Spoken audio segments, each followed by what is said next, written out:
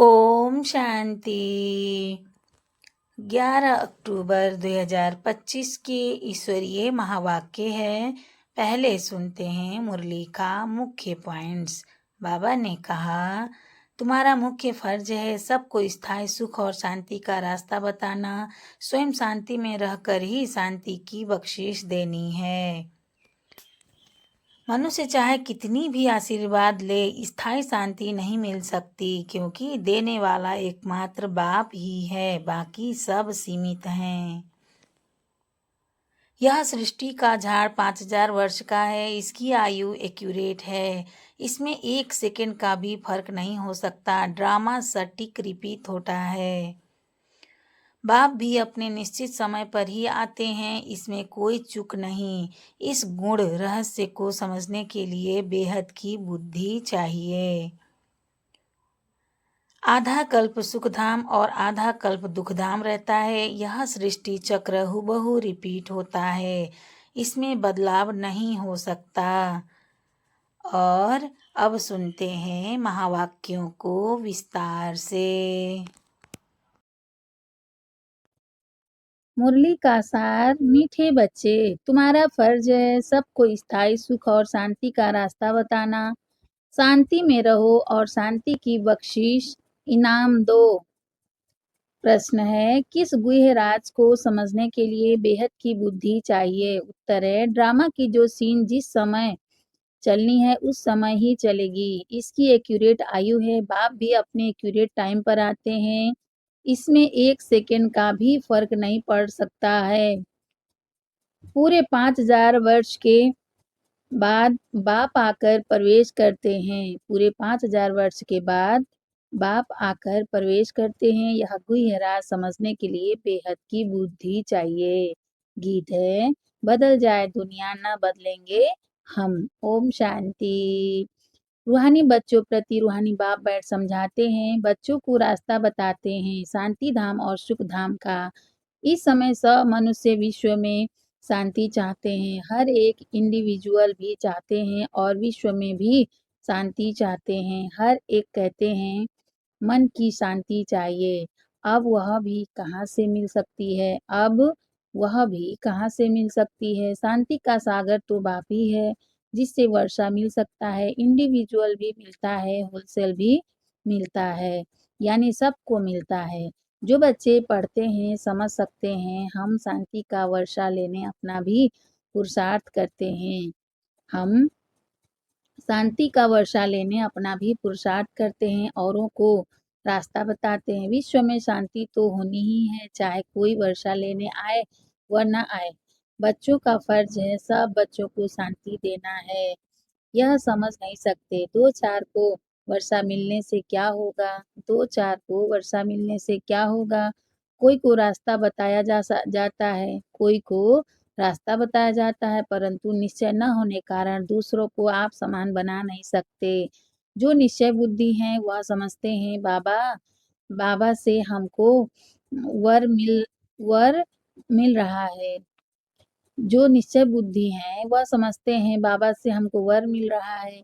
वरदान देते हैं ना, आयुष्मान भव, धनवान भव भी कहते हैं। सिर्फ कहने से तो आशीर्वाद नहीं मिल सकती। आशीर्वाद मांगते हैं तो उनको समझाया जाता है तुमको शांति चाहिए तो ऐसे पुरुषार्थ करो, मेहनत से सब कुछ मिलेगा। भक्ति मार्ग में कितनी आशीर्वाद लेते हैं। माँ बाप टीचर गुरु आदि सब मांगते हैं। माँ बाप टीचर गुरु आदि सब मांगते हैं। माँ बाप टीचर गुरु आदि सबसे मांगते हैं हम सुखी और शांत रहें, परंतु रह नहीं सकते क्योंकि इतने ढेर मनुष्य हैं। उनको सुख शांति मिल कैसे सकती। गाते भी हैं शांति देवा। बुद्धि में आता है, हे परम पिता परमात्मा हमको शांति की बख्शीश करो। वास्तव में बख्शीश उसको कहा जाता है जो चीज उठाकर देवे। कहेंगे यह तुमको बख्शीश है, इनाम है। बाप कहते हैं बख्शीश कोई कितनी भी करते हैं, धन की, मकान की, कपड़े आदि की करते हैं, वह हुआ दान पुण्य अल्पकाल के लिए। मनुष्य मनुष्य को देते हैं, साहूकार गरीब को अथवा साहूकार साहूकार को देते आए हैं, परंतु यह तो है शांति और सुख स्थायी परंतु यह तो है शांति और सुख स्थायी। यहाँ तो कोई एक जन्म के लिए भी सुख शांति नहीं दे सकते क्योंकि उनके पास है ही नहीं। देने वाला एक ही बाप है, उनको सुख शांति पवित्रता का सागर कहा जाता है। ऊंच से ऊंच भगवान की ही महिमा गाई जाती है, समझते हैं उनसे ही शांति मिलेगी। फिर वह साधु संत आदि पास जाते हैं फिर वह साधु संत आदि पास जाते हैं क्योंकि भक्ति मार्ग है ना तो फेरा फिराते रहते हैं। वह सब है अल्पकाल के लिए पुरुषार्थ तुम बच्चों का अभी वह सब बंद हो जाता है तुम बच्चों का अभी वह सब बंद हो जाता है तुम लिखते भी हो बेहद के बाप से 100% पवित्रता सुख शांति का वर्षा पा सकते हो। यहाँ 100% अपवित्रता दुख अशांति है परंतु मनुष्य समझते नहीं कहते ऋषि मुनि आदि तो पवित्र हैं कहते ऋषि मुनि आदि तो पवित्र हैं परंतु पैदाइश तो फिर भी विष से होती है ना परंतु पैदाइश तो फिर भी विष से होती है ना। मूल बात भी यह है मूल बात भी यह है रावण राज्य में पवित्रता हो न सके पवित्रता सुख आदि सबका सागर एक ही बाप है पवित्रता सुख आदि सबका सागर एक ही बाप है। तुम जानते हो हमको शिव बाबा से 21 जन्म अर्थात आधा कल्प 2500 वर्ष के लिए वर्षा मिलता है यह तो गारंटी है। आधा कल्प सुखधाम आधा कल्प है दुखधाम। सृष्टि के दो भाग हैं एक नई एक पुरानी परंतु नई कब पुरानी कब होती है यह भी जानते नहीं। झाड़ की आयु इतनी एक्यूरेट बता न सके अभी बाप द्वारा तुम इस झाड़ को जानते हो अभी बाप द्वारा तुम इस झाड़ को जानते हो। यह 5000 वर्ष का पुराना झाड़ है यह 5000 वर्ष का पुराना झाड़ है। इनकी एक्यूरेट आयु तुमको पता है इनकी एक्यूरेट आयु का तुमको पता है और जो झाड़ होते हैं उनकी आयु का किसको पता नहीं होता है और जो झाड़ होते हैं उनकी आयु का किसको पता नहीं होता है अंदाजा बता देते हैं अंदाज करके बता देते हैं। तूफान आया झाड़ गिरा आयु पूरी हो गई पर मनुष्यों का भी अचानक मौत होता रहता है। इस बेहद के झाड़ की आयु पूरे 5000 वर्ष है इसमें एक दिन न कम न जास्ती हो सकता है यह बना बनाया झाड़ है इसमें फर्क नहीं पड़ सकता। ड्रामा में जो सीन जिस समय चलनी है उस समय ही चलेगी हूबहू रिपीट होना है। आयु भी एक्यूरेट है बाप को भी नई दुनिया स्थापना करने आना है बाप को भी नई दुनिया स्थापन करने आना है एक्यूरेट टाइम पर आते हैं एक सेकंड का भी उसमें फर्क नहीं पड़ सकता। यह भी अब तुम्हारी बेहद की बुद्धि हुई यह भी अब तुम्हारी बेहद की बुद्धि हुई तुम ही समझ सकते हो पूरे 5000 वर्ष बाद बाप आकर प्रवेश करते हैं इसीलिए शिवरात्रि कहते हैं। कृष्ण के लिए जन्माष्टमी कहते हैं शिव की जन्माष्टमी नहीं कहते शिव की जन्माष्टमी नहीं कहते शिव की रात्रि कहते हैं क्योंकि अगर जन्म हो तो फिर मौत भी हो मनुष्यों का जन्मदिन कहेंगे मनुष्यों का जन्मदिन कहेंगे शिव के लिए हमेशा शिवरात्रि कहते हैं। दुनिया में इन बातों का कुछ भी पता नहीं तुम समझते हो शिवरात्रि क्यों कहते हैं जन्माष्टमी क्यों नहीं कहते। उनका जन्म दिव्य अलौकिक है जो और कोई का हो नहीं सकता जो और कोई का हो नहीं सकता यह कोई जानते नहीं। शिव बाबा कब कैसे आते हैं शिवरात्रि का अर्थ क्या है तुम ही जानते हो। यह है बेहद की रात भक्ति की रात पूरी हो दिन होता है भक्ति की रात पूरी हो दिन होता है। ब्रह्मा की रात और दिन तो फिर ब्राह्मणों का भी हुआ ब्रह्मा की रात और दिन तो फिर ब्राह्मणों का भी हुआ। यह ब्रह्मा का खेल थोड़े ही चलता है यह ब्रह्मा का खेल थोड़े ही चलता है। अब तुम जानते हो अब दिन शुरू होना है पढ़ते पढ़ते जाएं अपने घर पहुंचेंगे फिर दिन में आएंगे। आधा कल्प दिन और आधा कल्प रात गाई जाती है परंतु किसकी भी बुद्धि में नहीं आता। वो लोग तो कहेंगे कि कलयुग की आयु 40,000 वर्ष बाकी है सतयुग की लाखों वर्ष है फिर आधा आधा का हिसाब ठहरता नहीं, फिर आधा-आधा का हिसाब ठहरता नहीं। कल्प की आयु को कोई भी जानते नहीं। तुम सारे विश्व के आदि मध्य अंत को जानते हो। तुम सारे विश्व के आदि मध्य अंत को जानते हो। यह 5000 वर्ष के बाद सृष्टि चक्र लगाती रहती है। यह 5000 वर्ष के बाद सृष्टि चक्र लगाती रहती है। विश्व तो है ही, विश्व तो है ही। उनमें पाठ बजाते-बजाते मनुष्य ही तंग हो जाते हैं। यह क्या आवागमन है? अगर 84 लाख जन्मों का आवागमन होता तो पता नहीं क्या होता। न जानने के कारण कल्प की आयु भी बढ़ा दी है। न जानने के कारण कल्प की आयु भी बढ़ा दी है। अभी तुम बच्चे बाप से सम्मुख पढ़ रहे हो। अभी तुम बच्चे बाप से सम्मुख पढ़ रहे हो। अंदर में भाषणा आती है। हम प्रैक्टिकल में बैठे हैं। हम प्रैक्टिकल में बैठे हैं। पुरुषोत्तम संगम युग को भी जरूर आना है। पुरुषोत्तम संगम युग को भी जरूर आना है। कब आता है, कैसे आता है, यह कोई भी नहीं जानते। तुम बच्चे जानते हो तो कितना गदगद होना चाहिए। तुम ही कल्प कल्प बाप से वर्षा लेते हो, अर्थात माया पर जीत पाते हो, फिर हारते हो। अर्थात माया पर जीत पाते हो, फिर हारते हो। यह है बेहद की हार और जीत। उन राजाओं की तो बहुत ही हार जीत होती रहती है। उन राजाओं की तो बहुत ही हार जीत होती रहती है। अनेक लड़ाइयाँ लगती रहती हैं। छोटी सी लड़ाई लगती है तो कह देते अब हमने जीता। छोटी सी लड़ाई लगती है तो कह देते अब हमने जीता। क्या जीता? थोड़े से टुकड़े को जीता। बड़ी लड़ाई में हारते हैं। बड़ी लड़ाई में हारते हैं तो फिर झंडा गिरा देते हैं। बड़ी लड़ाई में हारते हैं तो फिर झंडा गिरा देते हैं। पहले-पहले तो एक राजा होता है, फिर और वृद्धि होते जाते हैं। पहले-पहले इन लक्ष्मी नारायण का राज्य था, फिर और राजाएँ आने शुरू हुए। जैसे पोप का दिखाते हैं, जैसे पोप का दिखाते हैं। पहले एक था, फिर नंबरवार और पोप भी बैठते गए। किसकी मृत्यु का तो ठिकाना ही नहीं है ना, किसकी मृत्यु का तो ठिकाना ही नहीं है ना। तुम बच्चे जानते हो हमको बाबा अमर बना रहे हैं, अमरपुरी का मालिक बना रहे हैं, कितनी खुशी होनी चाहिए। यह है मृत्यु लोक, वह है अमर लोक। इन बातों को नया कोई समझ न सके, उनको मजा नहीं आएगा। जितना पूरा जितना पुरानों को आएगा। दिन प्रतिदिन वृद्धि को पाते रहते हैं, निश्चय पक्का हो जाता है।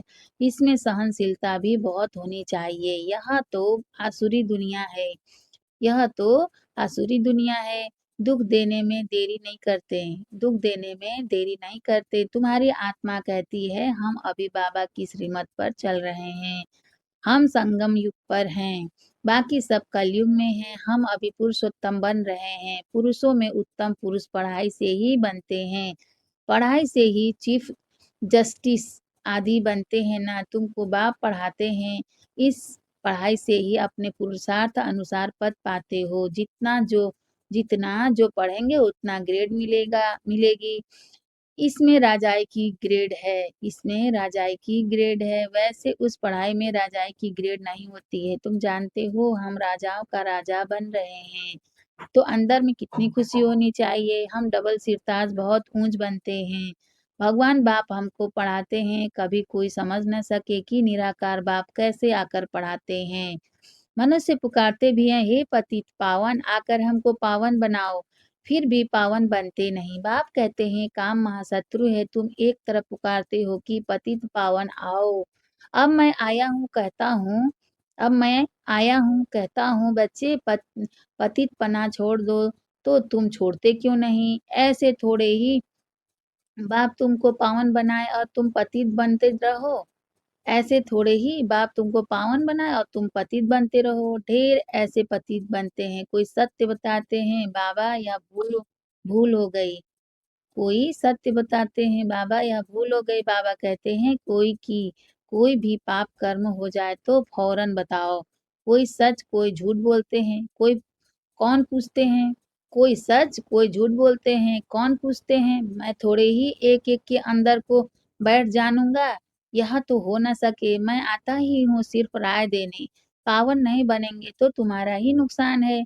मेहनत कर पावन से मेहनत कर पावन से फिर पतित बन जाएंगे तो की कमाई चट हो जाएगी, लज्जा आएगी। हम खुद ही पतित बन पड़े हैं, फिर दूसरे को कैसे कहेंगे कि पावन बनो। अंदर खाएगा कि हमने कितना फरमान का उल्लंघन किया। यहाँ तुम बाप से डायरेक्ट प्रतिज्ञा करते हो, यहाँ तुम बाप से डायरेक्ट प्रतिज्ञा करते हो। जानते हो बाबा हमको सुखधाम शांति धाम का मालिक बना रहे हैं। हाजिर नाजिर है, हम उनके सम्मुख बैठे हैं। उनमें पहले यह नॉलेज थोड़ी ही थी, ना कोई गुरु ही था जिसने नॉलेज दी। अगर गुरु होता तो सिर्फ एक को ज्ञान देंगे क्या? अगर अगर गुरु होता तो सिर्फ एक को ज्ञान देंगे क्या? गुरुओं के फॉलोअर्स तो बहुत होते हैं ना, एक थोड़े ही होगा।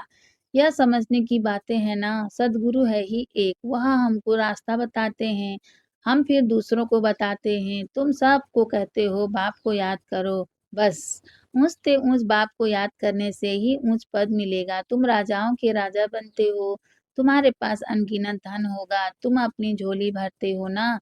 तुम जानते हो बाबा हमारी झोली खूब भर रहे हैं। तुम जानते हो बाबा हमारी झोली खूब भर रहे हैं। कहते हैं कुबेर के पास बहुत धन था, वास्तव में तुम हर एक कुबेर हो। तुमको बैकुंठ रूपी खजाना मिल जाता है। खुदा दोस्त की भी कहानी है, उनको जो पहले मिलता था उसको एक दिन के लिए बादशाही देते थे। यह यह सब दृष्टांत है। अल्लाह माना बाप, वह अव्वल-दिन रचता है, फिर साक्षात्कार हो जाता है। तुम जानते हो बरोबर हम योगबल से विश्व की बादशाही लेते हैं। अच्छा मीठे-मीठे सिकिलधे बच्चों प्रति माता-पिता बाप-दादा का याद प्यार और गुड मॉर्निंग। रूहानी बाप की रूहानी बच्चों को नमस्ते। हम रूहानी बच्चों की रूहानी माता-पिता बाप-दादा को याद प्यार गुड मॉर्निंग। नमस्ते बाप दादा, नमस्ते बाप दादा, नमस्ते बाप दादा। शुक्रिया बाप दादा, शुक्रिया।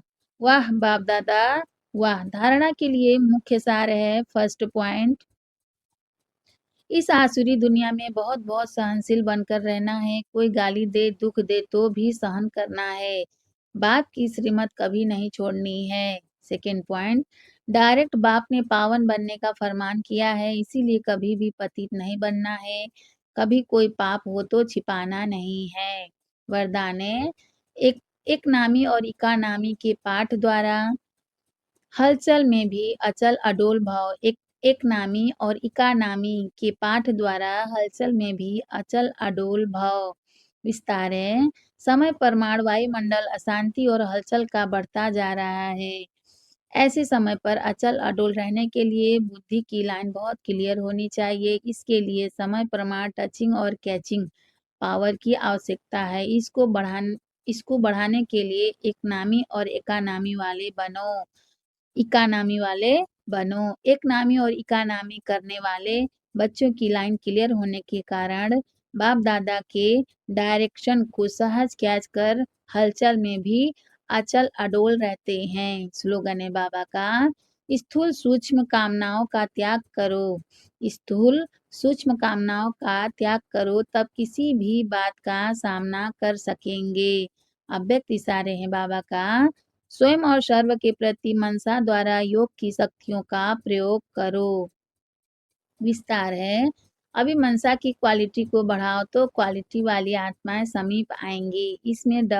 इसमें डबल सेवा है, स्व की भी और दूसरों की भी। स्व के लिए अलग मेहनत नहीं करनी पड़ेगी, स्व के लिए अलग मेहनत नहीं करनी पड़ेगी। प्रारब्ध प्राप्त है, ऐसी स्थिति अनुभव होगी। इस समय की श्रेष्ठ प्रारब्ध है सदा स्वयं सर्व प्राप्तियों से संपन्न रहना और संपन्न बनाना। अच्छा, ओम शांति।